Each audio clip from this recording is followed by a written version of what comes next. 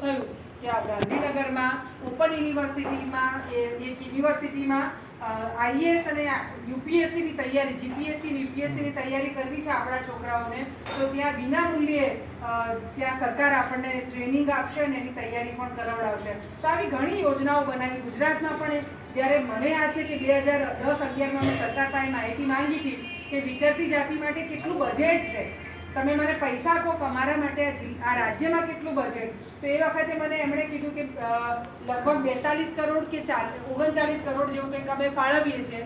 એમાંથી વપરાયું કેટલું એવું પૂછ્યું ને, તો એમાંથી લગભગ 27 કરોડ જેટલા વપરાયા છે ને, પણ મહત્તમ શિક્ષણની યોજના માંગ્યા હોય ને કેટલાક ઘરોમાં. મેં પૂછ્યું હતું જ્યારે કામ ચાલુ શરૂ કર્યું ત્યારે 2005માં કે તમે કેટલા પરિવારોના ઘરો બાંધ્યા એ મને જણાવો. તો મેં જોયું છેલ્લા 5 વર્ષની માહિતી માંગી હતી મેં માહિતી અધિકારના કાયદા હેઠળ, અને જે મને આંકડો મળ્યો આપણે 300 થી વધારથી ઘર નહોતા એમ. આવી પરિસ્થિતિ હતી. એ પરિસ્થિતિમાં આપણે સતત મથ્યા. આજે આપણે ગુજરાતનું બજેટ તમને કહું તો સારું એવું બજેટ હવે ગુજરાતમાં ફળવાતું થયું છે. અને એ ઉપરાંત આપણને ઓબીસીમાં ગણ્યા છે, તો ઓબીસીમાં જે જુદી જુદી યોજનાઓ છે એ બધામાં, જેમ કે આપણી ઘર માટેની યોજના છે પંડિત દીનદયાળ આવાસ યોજના, તો એ યોજના માટે એમને પ્રાધાન્ય કરી દીધું કે જ્યાં સુધી વિચરતી જાતિના પરિવારોની અરજીઓ ઘર માટે આવશે ત્યાં સુધી અમે અન્ય જ્ઞાતિઓને પ્રાધાન્યતા નહીં આપીએ. આ બધું આપણે મથ્યા એટલે થઈ શક્યું. હું લગભગ મહિનામાં 10 વાર તો ગાંધીનગર જતી હશું આપણી યોજનાઓ માટે. પહેલા 40,000 મકાન સહાય માટે આપતા હતા, બહુ મથ્યા, પછી એમાંથી 70,000 થયા, બહુ મથ્યા એટલે એમાંથી હવે 1,20,000 થયા. હવે આપણે છેલ્લી માથાકૂટ હું કરી રહી છું કે તમે 3.5 લાખ રૂપિયા જેવું આપો ને. શહેરમાં તમે 3.5 લાખ આપો છો ઘર બાંધવા માટે, તો ગામ અને શહેરના ગરીબમાં શું ફેર છે? તો ગરીબ ગરીબ જ છે. સિમેન્ટનો ભાવ કે ગામડામાં જુદો નથી અને લોખંડનો ભાવ ગામડામાં જુદો નથી. તો આની માથાકૂટ કરી રહી છું. મને એમ છે કે 1-2 વર્ષમાં એમાં પણ કંઈક સુધારો આવશે. એટલીસ્ટ 3.5 ન કરે તો 2.5-3 લાખ કરે તો એક શ્વાસ લઈ શકાય એવી પરિસ્થિતિ આપણી ઊભી થાય. તો આ બધા કામો, પ્લોટ આપવાના કામો પણ થઈ રહ્યા છે. પણ આ બધું હવે કંઈક ગોઠવાઈ રહ્યું છે, ગોઠવણ થઈ રહી છે. એમાં લાભ હવે તમારે લેવાનું છે અને જાગવાનું છે. તકલીફ એ થાય છે, જે કાંતિભાઈ સાથે બહાર બેઠા હતા કે કનુભાઈની વાત કરીએ, થાકી જઈએ છે અમે બધા. થાકી કેમ જઈએ કે એક તો કેટલું સમજાવવાનું, એકની એક ચીજો વારંવાર કહેવી પડે, સમજાવવી પડે, આવો ડોક્યુમેન્ટ આપો, તમારા જ કામો કરવાના છે. પણ ઘણી જગ્યાએ સારું હોય ને, પેલું મઢમાં હોય ને માં, ત્યારે બધું દઈ દે અને પછી જો ફર્યું તો બધી વાર્તા પતી ગઈ એના જેવું. એટલે તમારે એકડેથી ચાલુ કરવાની અને 3 વર્ષ રવડી આવે પાછા અને પછી એમ કે બેન કાંઈ નથી એમ. એટલે અમારે હમણાં બગસરામાં પ્લોટ આપે 104, એટલે જ્યારે પ્લોટનું જમીનનું ખાતમુહૂર્ત કરવાનું હતું ત્યારે હું ગઈ તો 104ની જગ્યાએ લગભગ 250 થી પોણા 300 પરિવારો. તો મને અને પછી બધા આવ્યા, બેન અમારું નથી, અમારું નથી. તો બધે તમે ગયા હતા ક્યાં અત્યાર સુધી? એટલે આપણા કાર્યકરે કીધું કે બેન એને ભરોસો જ નહોતો કાં થશે. હવે આ થયું ને એટલે હવે બધું પાકા પાયે, એટલે હવે તમે કરો. એટલે ભાઈ પાકા પાયે થયા પછી એ કરવા બેસે બીજા 5 વર્ષ લાગે. અને શું આપવાનું? આપણે ડોક્યુમેન્ટ જ આપવાના. તમારા પાસે રૂપિયો તો માંગ્યો નથી, આ સોગંદનામાના પૈસા તો ખર્ચવા પડે. અને સરકારમાંથી જ્યારે કહેણા આવે કે ભાઈ અધિકારી જોવા આવે ત્યારે તમારે આપવાનું હોય. આટલું તો તમે કરો ને. પણ આપણે બધા તો કેવા જ આ પેલા સિંહ જેવા કે પેલું હરણું આવે મારા મોઢામાં પડે અને હું ખાઉં. મારે મહેનત નથી કરવી, ઊભું નહીં થવું. અહીં કાંતિભાઈ કરી જતા હોય તો બરાબર છે, બરાબર હું આપી દઈશ. ઝેરોક્ષ તમે કાઢતા હોય તો અમે તો ઝેરોક્ષ આપી નથી. એટલે આ આપણી માનસિકતા, આપણી માન્યતાઓ, એના કારણે આપણે પાછળ છીએ. અન્ય સમાજ તમે જુઓ ક્યાં પહોંચી ગયા. હા, તમારી આસપાસમાં જોશો ને તો તમને ખબર પડશે કે 5, 10, 15 વર્ષમાં એમની પ્રગતિ ક્યાં થઈ અને આપણે ક્યાં છીએ હજી એમ. એટલે હવેનો સમય એ છે કે જાગવાનું અને જાગવા પછી સંગઠિત થવાનું. સંગઠન નહીં હોય ને તો બધું જ નકામું છે, એટલું યાદ રાખો. હું બહાર બેઠી હતી ત્યારે વાર્તા કહેતી હતી તમને કે અત્યારે તકલીફ શું થઈ છે કે આપણે વાંદરો કોક બીજો છે અને પેલી બિલાડીઓ બે છે ને, આપણે બધા બિલાડી જેવા છીએ. એટલે રોટલામાં કે લાય ભાગ પાડી આપો, એટલે પેલું તાજવું કોદાડો સીધું આવે ને આપણી આખી રોટલી પતી જાય. બિલાડી લાવી હોય કે આ તો મારો છે, મારો છે, પણ એને મળે જ નહીં એમ. એટલે તકલીફ એ છે કે સંગઠન, અને સંગઠન કોઈ એક જાતિનું થશે ને. આપણે નાના છીએ, ગવયા સમાજ નાનો છે, વાંસવડા સમાજ નાનો છે, આપણા ગાડલિયા સમાજ નાનો છે. તો જે સમાજો નાના, જેમ કે દેવી પૂજક સમાજ પણ છે, પણ એમાં પાછા કેટલા બધા ગુટમાં આપણે ચુનારા જુદા બેસીને, વેડવા જુદા બેસે, પટણી જુદા બેસે, આ બધું કરશું તો મેળ નહીં પડે એમ. તક એ છે કે એક સંગઠિત તરીકે તમારે સાથે આવીને બેસવું પડશે અને એક છીએ અને એક બેનર પર આવવું પડે કે વિચરતી જાતિની વાત થાય ને ત્યારે જેમ અમે પાલનપુરમાં 2017માં ચૂંટણી પહેલાં સંમેલન કર્યું હતું, વિધાનસભાની ચૂંટણી પહેલાં, અને એમાં એક જ નારો આપ્યો તો અમે પણ છીએ. અને શું કહેવું હતું એમાં, તો એટલે જ કીધું કે બધાએ અમારા નામે બહુ બધાએ કરી લીધું, વોટે માંગે બીજું બધું ઘણું કર્યું, પણ હવે તમે જીતીને આવશો તમારા માટે શું કરશો એ તમે કહો. અને પહેલી વખતે ગુજરાતમાં એવું થયું કે બંને પક્ષોએ ચૂંટણીમાં જીતી રહ્યા પછી અમે શું કરશું એની જાહેરાત કરી. એમ કેમ થયું એ બધું? કેમ કે ત્યાં 50,000 પબ્લિક ભેગી થઈ એટલા માટે થયું. તો જ્યાં કારણ વગર કોઈને બોલાવવા, હું તો કહું કે મિટિંગો અમે જ નથી કરતા, પણ આ મિટિંગ કરીએ ને બોલાવીએ તો પછી બેન મારે દાડો પડશે, 150 રૂપિયા મારા આમ થશે, નહીં ફાવે મને, પછી લગ્ન આવે, માંડવા આવે, બાપા એટલી બધી ચીજો. આમાં કોઈ દિવસ પેલો સંઘ કાશીએ ના પહોંચે અને લડત કરીને જે મેળવવું છે ને એ ના મળે. પેલું કહેવાય ને કે ક્યારે મળે, તો જેમ હમણાં ક્ષત્રિય સમાજે આંદોલન કર્યું, 2017માં પટેલ સમાજે આંદોલન કર્યું, એવું જ્યારે તૈયારી આપણી ઊભી થાય તો કામ થાય આપણા બધાના. ચલો એ નથી થતું તો જ્યાં આખું સમાજનું નથી થતું તો તમે રાજકોટ પૂરતું કરો, તમે જસદણ પૂરતું સંગઠન કરો, એટલું મજબૂત સંગઠન કરો કે એ લોકોને એમ થાય કે જો આ જાતિ માતા નહીં આવે તો અમારું બધું આમ ખરંભે પડી જશે. આ તો કરવું પડશે ને, આપણે નાનો સમાજ છીએ એટલે આપણને સરકારની જરૂર પડવાની, સરકાર આપણા માટે પૈસા આપે એની જરૂર પડવાની, યોજના બનાવે એની જરૂર પડવાની, ત્યારે વધારે મજબૂતાઈથી સાથે આવવું પડશે. તો એક તો મજબૂત સંગઠન જસદણમાં આપણું કેવી રીતે છે પણ આછું પાતળું છે, એને હજી વધારે મજબૂત આપણે કેવી રીતે કરી શકીએ એના માટે આપણે સાથે બેસીએ. સંસ્થાગત રીતે અમે ખૂબ બધા કામો કરીએ છીએ અને હું તો કહેતી હોઉં છું કે અમે તમને ખૂબ આપવું છે, તમારે કેટલું લેવું છે ને તમારી તાકાત જીગર કેવડી છે એ લો. ધારો કે અમે ધંધા માટે લોન આપીએ, બધા મને કહેતા, કાલે જ મને પ્રાંતિજમાંથી રાવળ સમાજનું ત્યાં સંગઠન છે પ્રાંતિજનું, ત્યાંથી અમને આગેવાને લેટર હેડ ઉપર લખીને મને મોકલ્યું કે બેન સરકારી યોજનાઓ માટે, સરકાર માટે લોન લેવા જઈએ, અમને કશાનો લાભ નથી મળતો, સંગઠન આવડી મોટી જાતિઓ છે અને ક્યાંક પૈસા જવાય, બધું એટલું બધું અમને લખ્યું છે ને એવું હશે તું લેટર તમે મોકલીશ, તમે ખાલી વાંચજો. હા, તો આ થાય. મેં એમને કીધું કે કંઈ નહીં, એમનું નહીં થતું તો કંઈ નહીં, અમે સંસ્થાગત રીતે તમને સપોર્ટ કરવા તૈયાર છીએ, તમે સાથે ઊભા રહ્યો. પણ તકલીફ એ થાય કે સંસ્થાગત રીતે માની લો કે ઘર બાંધવાનું અમે કહીએ, અનુભવ, હવે આપણે ઘરની જ વાત કરવી છે એટલે હવે અત્યારનું ઘર બધાને પાછું નબળું ઘર નથી ગમતું. અમે સુરેન્દ્રનગરમાં અત્યારે વઢવાણામાં ઘર બાંધીએ છીએ, 6 છે ડફેર પરિવારોના. તો મને કે બેન, મેં તું કેટલા કાઢશો હકીમબા? તો કે બેન પૈસા નથી મારા પાસે. તો મેં તું તો બીજું તમારે 5 રૂપિયા તો કાઢો, તમારું ઘર બાંધાય છે તો કે નથી. તો મેં તું ધાબાવાળું નહીં કરું, પતરાવાળું બાંધીશ તમારું, તમારા પાસે નથી ને તમારે નથી કરવા. પતરાવાળું બાંધે એટલે લિન્ટલ લેવલ સુધી આવ્યા ને, અને મેં પાછા અમે એ ધ્યાન પણ રાખ્યું કે કોપિંગ ને બધું કર્યું કે ભવિષ્યમાં એને પતરા ઉતારવા હોય, પોતાના પાસે પૈસા થાય તો ધાબુ બાંધી શકે. હવે ત્યાં આવ્યા ને એટલે તો કે નાના બેન હવે ધાબાવાળા જ કરવા છે. તો મેં તું કોણ કરશે? તમે પૈસા તો કાઢો, આમે એસ્ટિમેટ કાઢું તો 2.5 લાખનું આ પતરાવાળું થાય છે, ધાબાવાળું કરું તો બીજા 60 થી 70 હજાર વધારાના જાય. ચલો તમે ગરીબ પ્રજા છો, તમારી પાસે નથી, તમે તમને થોડી મદદ કરશું. તમે આ 240માં બી સરકારના 1,20,000 જ આવવાના છે, બાકીના તો હું જ આપું છું પાછી. પણ બાકીના જે પૈસા હજી ધાબાવાળું કરવું એટલે તમે 25,000 કાઢો. તો કે ના બેન 25,000 નથી મારી પાસે અને મારે તો ધાબાવાળું જ કરવું છે. શું કરવાનું? આપણી પાસે તમને ખબર હોય કે મારું ઘર બંધાવો, મેં એમને કીધું કે તમારે પ્લોટની અરજી કરે 5 વર્ષ થયા, તમે દર મહિને 1,000 બચાવ્યા હોત ને 1,000, 1,500, 2,000, તો તમારે મિત્તલબેનની કોઈની જરૂર ના પડે, તમે સરસ ઘર બાંધી શક્યા હોત. પણ મુદ્દો આયોજન, આપણને આ બચતની સમજ પડે છે કે કંઈ જ નહીં. અને આજે કાલ આવશે ને એટલે જોયું જશે, આ રોજની નીતિ. આયોજન નથી કરતા આપણે. હવે એ મને કે ના ધાબાવાળા જ કરી આપો, પડ્યું છે એમને. મેં કીધું કે તમે પૈસા નહીં આપો તો હું નહીં કરું, કેમ કે દરેક ચીજ કોઈ ફ્રીમાં કેટલું કરી શકે, કાયમ તો ન જ કરવાનું. અને બીજું મેં એમને કીધું કે અમારી પાસે માંગવાવાળા છોકરાઓ ઘણા છે, 2 તો છે નહીં, દરેક જગ્યાએ જેમ જસદણમાં આવ્યું, વિસનગરમાં પરિવારોના ઘરનું કામ પૂરું થશે, દિયોદરમાં થઈ રહ્યું છે, બનાસકાંઠામાં 900 પ્લોટ આપે છે, આ બધા જ આવશે બેન ઘર બાંધવા છે, તો કેવી રીતે કરી શકો? અમે તો અમારી પાસે મર્યાદિત ભંડોળ હોય, ત્યારે તમે કેટલું આપી શકો છો બહુ જ અગત્યનું છે.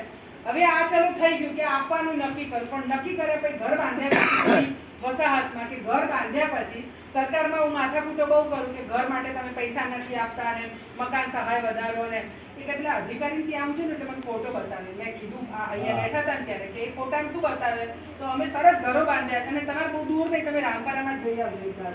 કેવા ઘર અફલાતુન બાંધ્યા છે, ગોંડલની વસાહતમાં અફલાતુન ઘર બાંધ્યા છે, પણ ઘરની અંદર બકરી છે, ઘાસચારો છે, મોટા મોટા પોટલા મૂક્યા છે અંદર કરીને, અને પાછું બહાર મસ્ત છાપરું બાંધ્યું છે. હા, વધારે. અને એ રે છાપરા પાછું એમ. તો ભાઈ તાર ઘરની શું જરૂર છે? હવે ના બીજું કરે કે આપણને અહીંયા 100 વારના પ્લોટ આપ્યા હશે, તો 100 વારના પ્લોટ મળ્યા પછી ઘર બાંધ્યા પછી બાઉન્ડ્રી ગાંડા વાવાળોથી બાંધી નાખે, કાંટાથી બાંધી નાખે, કોઈ ચોખ્ખાઈ નહીં. તમે ચોખ્ખાઈ અને સરસ મજાની રળિયામણી વસાહત હોય તો સરકાર પણ એ બતાવી શકે ને એટલે મને આવું જ બતાવે કે તમે માથાકૂટ કરો છો, ઘર આપો, ઘર આવી દશા કરે છે. એટલે અહીં પહેલા એ નક્કી કરો, ઘર બાંધ્યા પછી એ સોસાયટી બન્યા પછી સોસાયટી રાખશો, બનાવવી પડશે. જેમ તમે અમદાવાદમાં 323 ફ્લેટ, અમારો એક ફ્લેટ પોણા 2 કરોડનો ફ્લેટ, પણ 326 ફ્લેટ. તમે એક સાયકલ રોજ સાફ કરવાની, ખાલી સાયકલ, ગાડી તો રોજ થાય, પણ સાયકલ તમારે રોજ સાફ કરવાની. સાયકલ બરાબર સાફ નથી કરી તો તમને આજે મેમો મળી જાય 1000 નો દંડ. તમે નહીં, ચોથા પાંચમા દિવસે નથી કરતા સાયકલ ઉપડે. મારું એક્ટિવા લઈ વેચી દીધું એમ. હું કઈ બોલી શકી કેમ કે કાબો મારવા નહોતી થઈ એમ.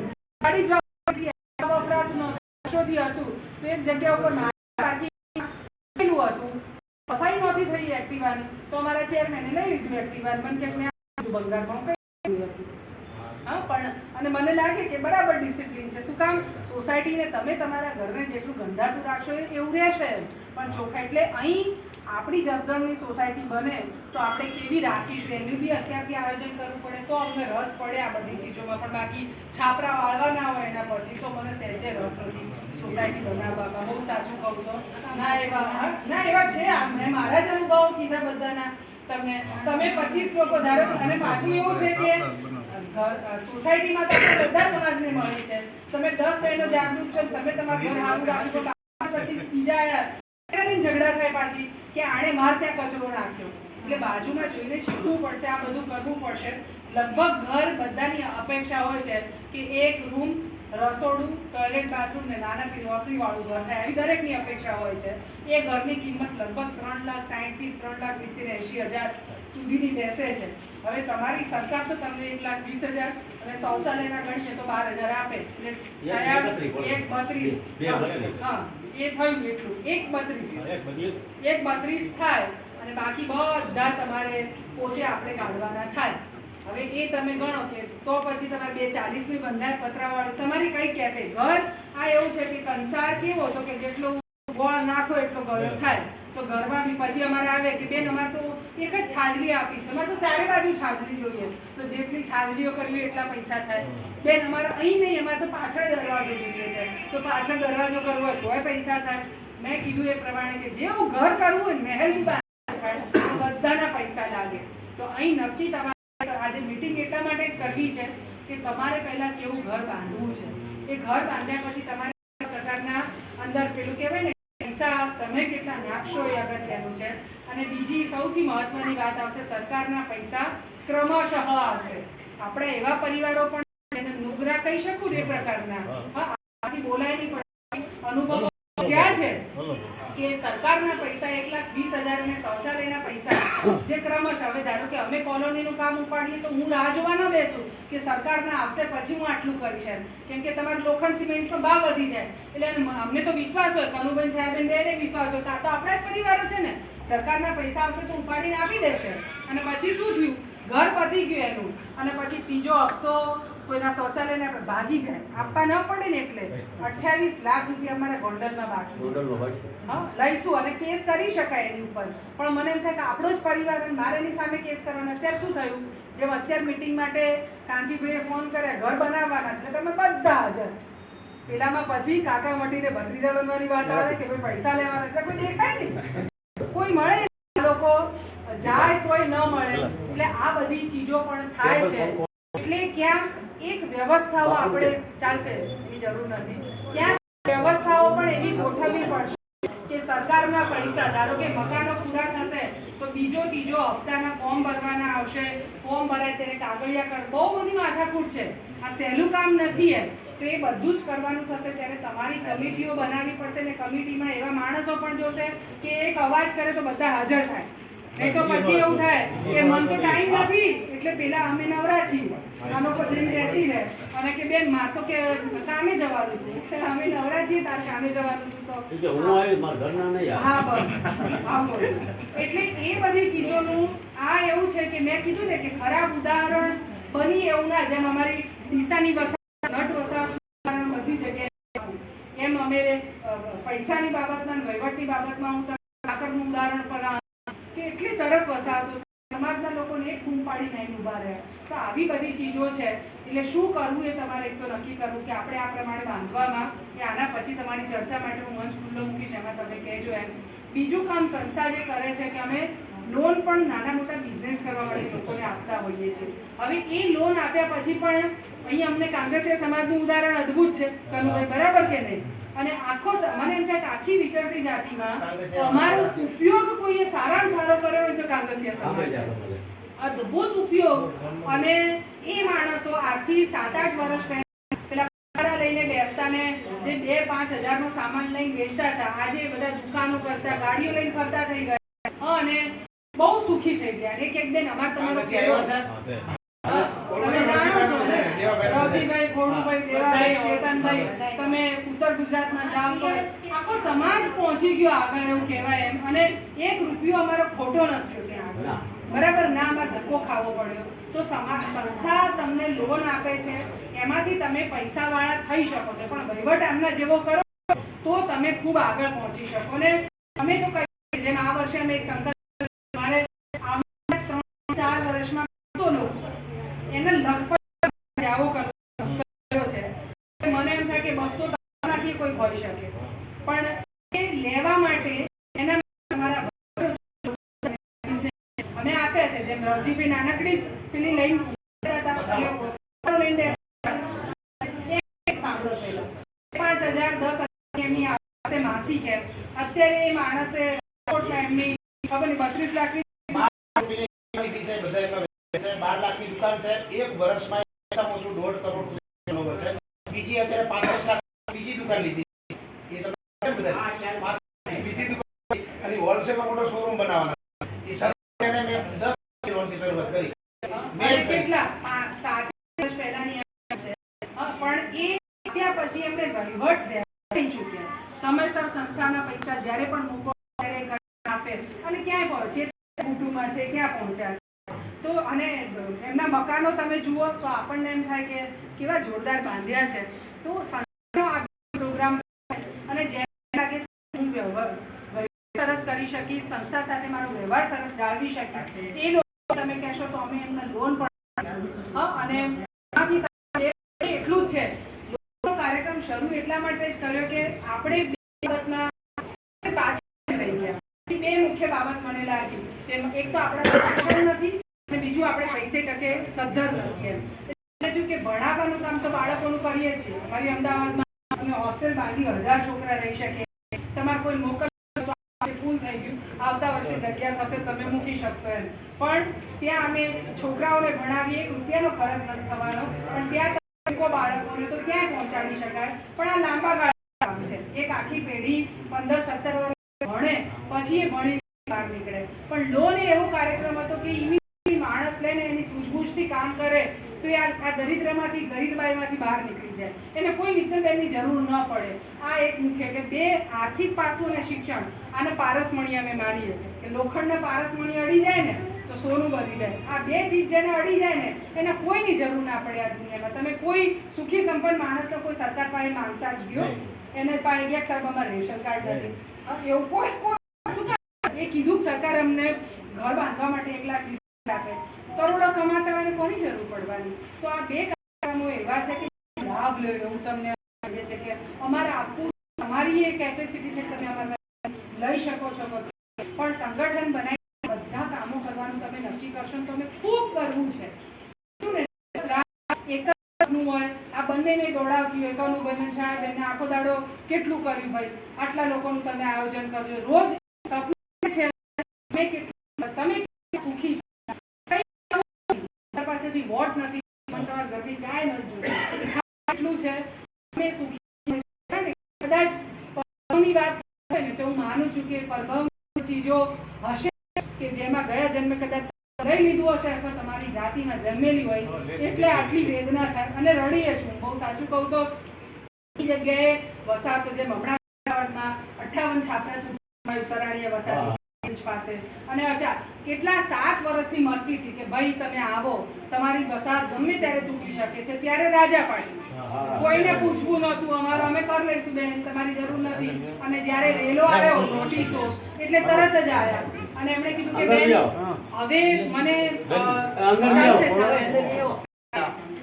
એમણે કીધું કે બેન હવે અમારા મકાન તૂટવાના છે અને કંઈક કરો એમ. હવે અમદાવાદમાં તો રોજ ઝૂંપડા તૂટતા હોય. હવે આ રોજ ઝૂંપડા તૂટે કોણ આપે સરકાર વારે ઘડીએ? પણ એમને મેં કીધું તમે જાઓ મુખ્યમંત્રી પાસે.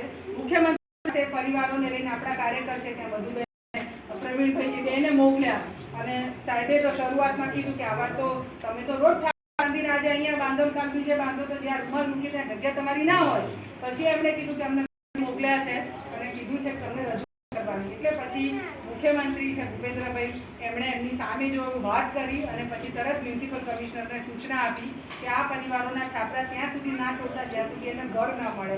અને 58 પરિવારોને અમદાવાદ મ્યુનિસિપલ કોર્પોરેશને કીધું કે અમારા રેકોર્ડમાં કોર્પોરેશન બની ત્યાંથી લઈને અત્યાર સુધીના રેકોર્ડમાં આટલી ઝડપે અમે કોઈને ઘર આપે ને અમને યાદ નથી. 15 દિવસમાં 1 બેડરૂમ હોલ કિચન બાથરૂમનું લગભગ 30 લાખનું ઘર એક પરિવારને મળ્યું.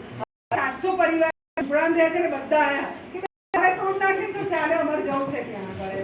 હવે બધાનું એટલે સમય જતો એ પછી જ આગો ને એનો કોઈ મહત્વ નથી. પણ આવા કામો થઈ શકે છે અને સરકાર છે આપણું એટલો લાભ લઈ શકે એટલો લ્યો અને સારું કલ્યાણ થાય એ અમારું મારી કહેવાય ને હૃદયની એક જ ક્યારેક કોક માણસ કરવામાં તો મને એમ થાય કે આજના દિવસના ભગવાનને ચડાયેલું કૃષ્ણ અર્પણ. જો કંઈ ના કરી શકું તો ઊંઘ ન આવે એના જેવું છે. કોઈ સ્વાર્થ નથી બધામાં. તો બધી કહાવતો હોય ને બધીએ કાઢી દો કોઈ દિવસ માટે તો પેલું કહેવાય ને બાવળને વળગી રહેશો તો આપશે તમને એટલું નહીં આપે. આંબો હોય તો આપણને કોક દાડો કેરી મળે એના જેવું છે. તો હવે મતિ અને બુદ્ધિ થોડી શાંતિ રાખી અને એમાં સાથે આવું તો આપણે ઘણું બધું કરી શકીશું. બાકી માટેનું મેં તમને કીધું કે તમારી ઉપર છે કે તમારે કેવું ઘર બાંધવું છે. એક નાની ઓરડીએ બાંધી શકાય જે 1 લાખ ઘરમાં થઈ જાય. પણ બધાને એવું હોય કે ના સરસ બાંધ. અને હું એવું એ કહીશ કે દેવું થાય ને કે છે દેવું કરીને પણ ઘી પીજો, શરીર મજબૂત રહે. બીમારી આવે તો આપણે દેવું કરતા જ હોઈએ છીએ. એમ થાય કે માણસ બાજુ થાય દેવીને પણ ઘર એક વખત સરખું કરજો કેમ કે ઘર એક જ વખત બને છે. વારે વારે નથી બનતા ને આપણે તોડીને નથી બનાવી શકતા. પૈસા જો દેવું કર્યું હશે તો ધીમે ધીમે ભરાય. જો આયોજનમાંથી હશે તો આપણી તો તમે નક્કી કરજો. હવે મન પર ખુલ્લો મૂકું છું તમારે કેવું ઘર બાંધવું છે. એક રૂમ રસોડું તમને લાગે તો અહીંથી બાંધી નીચી માંડલ કનુભાઈ લઈ જાય ત્યાં જોજો બહુ સરસ ઘર બાંધ્યા છે. બેડરૂમ, રસોડું, એક નાનો હોલ જેવું પણ ટોયલેટ બાથરૂમ કર્યા છે. પણ એ ઘરની કિંમત મેં કીધું એ પ્રમાણે 3.5 લાખ 4 લાખ સમથિંગ થાય છે. હા તો એવું એ ઘર બાંધી શકાય છે. તો કેવી રીતે કરવું એ સરકારના 1 લાખ 30,000 બાકીના કેવી રીતે ગોઠવશો એ તમારે કહેવાય. મદદમાં તમારી અપેક્ષા એટલે જ મને એ પણ હું જાણું છું મદદ અમે કહીશું પણ મદદથી એવું નહીં થાય. મેં કીધું કે એક હોય એના માંગના જાજા હોય તો કેટલું આવે એના જેવી મારી છે એમ થાય કે બેન કેટલા તમે કરશો એ જોજો અને એ કરીને આઈ થિંક હવે હું મૂકું છું ખુલ્લો મંચ. તમે લોકો વિચાર કરો કેવી રીતે કરવું છે.